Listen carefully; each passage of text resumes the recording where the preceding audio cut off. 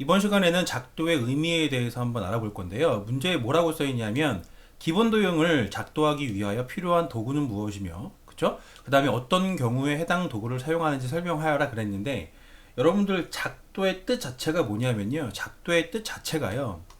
눈금이 없는 자와 눈금이 없는 자, 눈금이 있으면 안 됩니다. 눈금이 없는 자와 컴퍼스만을 사용을 해서, 그쵸? 컴퍼스만을 사용을 해서 우리가 기본 도형을 그리는 것을, 그거 자체가 작도의 의미입니다. 그쵸? 작도 자체가 이 두 가지 거만 사용을 하는 거예요. 눈금 없는 자하고 컴퍼스. 그러면 각각의 도구를 우리가 언제 쓰는지 한번 확인만 해보고 넘어갈 건데요.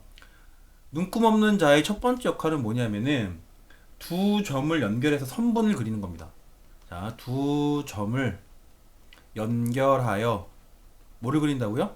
선분을 그린다. 자, 요때 우리가 기본적으로 자를 사용을 하고요. 무슨 얘기냐면 이렇게 점이 이렇게 있으면은요. 점을 자를 대고서 이렇게 있는 역할을 한다는 거죠. 이렇게. 뭐 선분이니까 여기서 끝에서부터 끝까지만 그려도 되고, 직선을 그린다 그러면 일단은 이렇게 쭉 이을 수 있겠죠. 자, 그래서 두 점을 연결하여 선분을 만들 때 사용을 하고, 두 번째는요. 선분을 연장할 때 사용합니다. 선분을 연장할 때, 연장하는데 사용한다.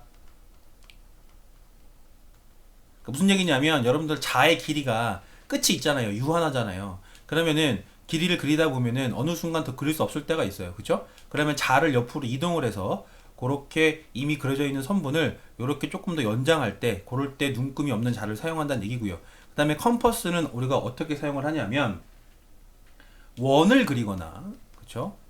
원을 그리거나,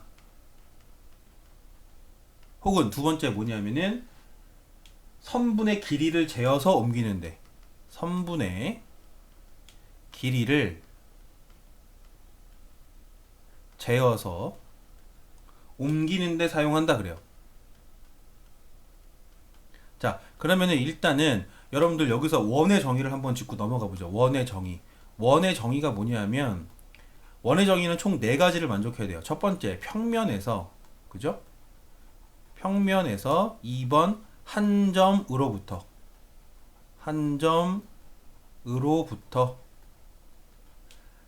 세 번째, 같은 거리에 있는, 네 번째, 점들의 모임. 자, 요게 원의 정의인데요. 원은요, 내용이 많습니다. 이 네 가지를 다 만족해야지만 원이라고 해요.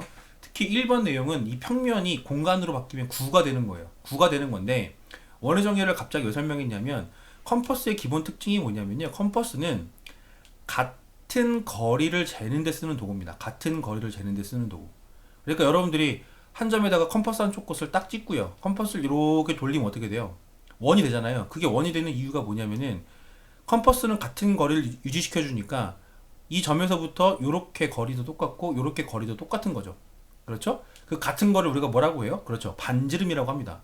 그러니까 반지름을 유지시켜 주는 도구가 컴퍼스라고 생각을 하면 될 겁니다.